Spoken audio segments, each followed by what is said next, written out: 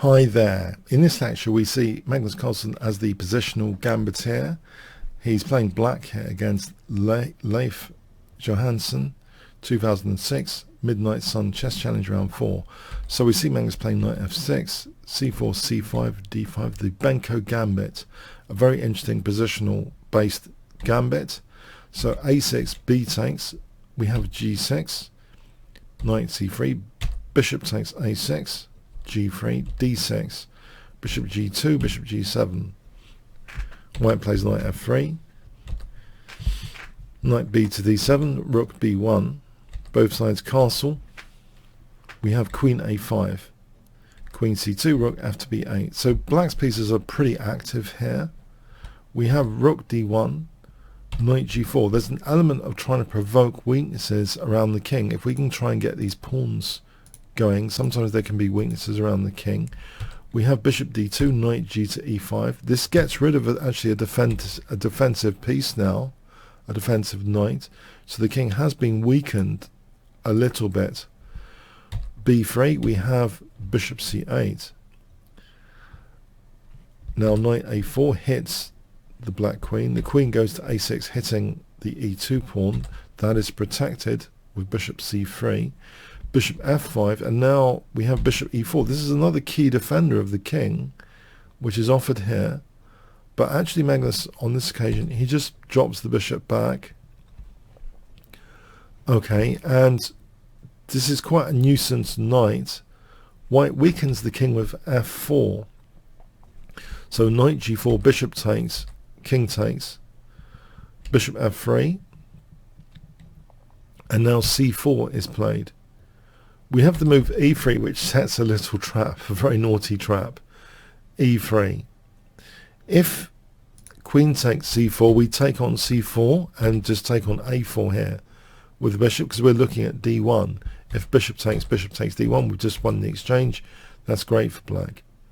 So e3, so what's the trap? Why can't we take on e3 for 5 points? We shouldn't take on e3. It's an unprotected piece. They tend to drop off.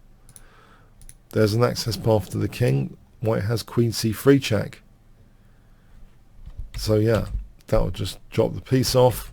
This is harmless for white. White just won material. So instead queen a7 though. We have rook e1. C takes b3. A takes. Again, you know, if we take on e3, there's queen c3 check. It doesn't matter that we're holding the queen. That's winning the knight. So c takes, a takes. We have the knight dropping back. Rook a1, rook b4, king h1, rook c8, queen d1. Now queen b7. Can we get onto this diagonal? Would it be nice to blast through to this diagonal? We have e4. This is slightly weakening the king. Look how the king has been gradually weakened, although we haven't got a dark square bishop to exploit the dark square weaknesses. However, there is a slight snag with white's position in that b3 is under great pressure, and it's not easy to defend b3 here after this queen b7. That's another aspect, like multi-purpose move. It's actually, you know, b3 is a big problem. If rook b1, how would you exploit this rook b1? We seem to have a nice like battery pressure, but it's protected well, b1, isn't it, at the moment? So if we took on a4, it's mostly harmless, isn't it? Because white's protecting b1 here. But actually there's another way of playing it here after rook b1, exploiting this battery pressure. What do you think that is? For 10 points, what would black play here? It's the end point, isn't it? It's well guarded, but what if bishop f5? So here, if e4, we can take that. We're just winning a nice pawn there. And if rook b2, that's not a very well protected endpoint. We can just play what here for 5 points? Yeah, we can just play rook takes a4, and that rook's going to be taken if b takes. So yeah, the BENKO gambit pressure on the queen side is not insignificant here. So white just went with e4 in this position, letting b3 drop off. So with rook takes b3, there's also pressure on the king side a bit again. Okay, we now have e5. And here, an absolutely magnificent move is played in this position for 200 points. What do you think this move is? Black to play, an absolutely magnificent move. It's actually knight g4. And you might think, what on earth is this about? Wasn't this queen b7 just about b3? Or really, was it really about the king? Why can't white just win a piece? So this is actually quite incredible. The intensity of forcing moves is amazing when Magnus has a kind of basis for them, an advantage. Say a bishop without a counterpart, but here there will be a vacuum of weaknesses around the king, and white is tempted to take on g4. So what on earth is wrong with this? Apart from it looks a little bit scary because we take on d5, isn't there just king g1? This is where forcing moves show the total downfall of white's position here. A string of forcing moves is actually incredible here, actually incredible.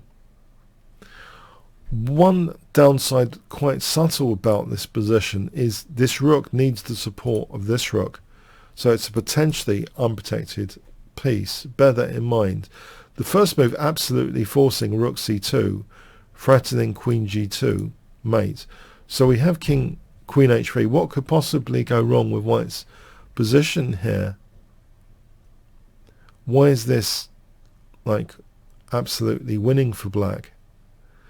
Well, the funny thing is, this other downside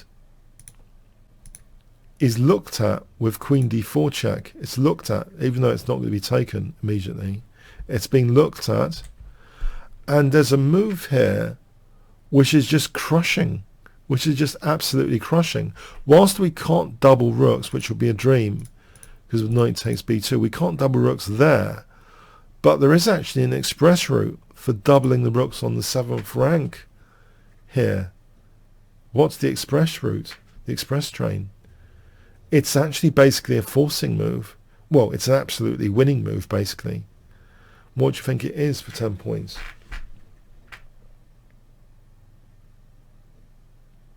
We said that this is only an unprotected rook if that rook leaves. There's actually rook e3. The thing with rook e3, it means that there's been a disconnection or interference with e4, which means actually we're now threatening queen e4 check to win the rook on e1. We have queen f1 being played. If rook takes e3, we can actually just take on a1 check. That is an unprotected rook. We crash through for mating. If rook f1, we can play queen e4 check here and then double the rooks. The dream has been achieved. This knight is just a bystander. It's not helping king safety. It's irrelevant. So rook f2, we're just crashing through with, checkmating. So these are really diabolical variations. We have queen f1, which is also not great, because guess what is played here, which is pretty decisive in this position for 10 points.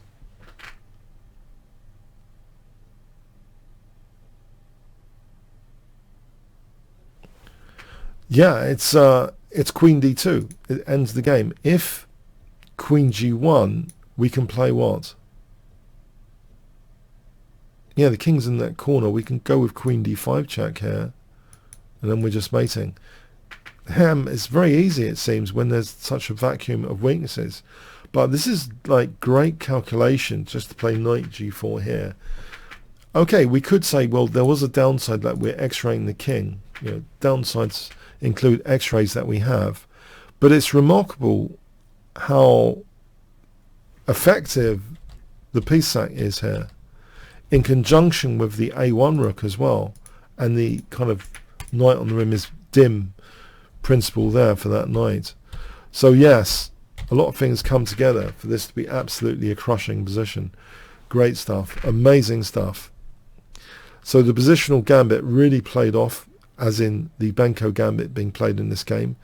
Magnus did sometimes play the BENKO Gambit with interesting games. Okay, thanks so much. Hi all, I hope you enjoyed this free Magnus Carlsen lecture. I will be doing quite a few, in fact, because I'm working on a course about universal chess style with a lot of Magnus Carlsen game examples. So I hope you can actually support my channel indirectly by checking out my courses page at Kingscrusher TV. It has great discount codes quite often. So I have a number of courses I've been working on in the last few years. As you can see, I've been busy. Some of these have become Udemy bestsellers in the past or currently, like the Complete Beginner's Guide to Chess is a current bestseller. The Complete Guide to Chess Tactics was previously a Udemy bestseller. So I hope you can check out the courses, and there are free lecture offerings you can check out as well within these. If you really want to get an idea more about the course, you can also expand the course structure when you go and check out a course. So I hope you check out the Kingscrusher TV page, which has these great discount codes attached to all these links. So it's better than going to Udemy directly if you want chess courses, okay, at really affordable prices. So thanks again. Comments, questions, likes, shares appreciated. Thanks very much.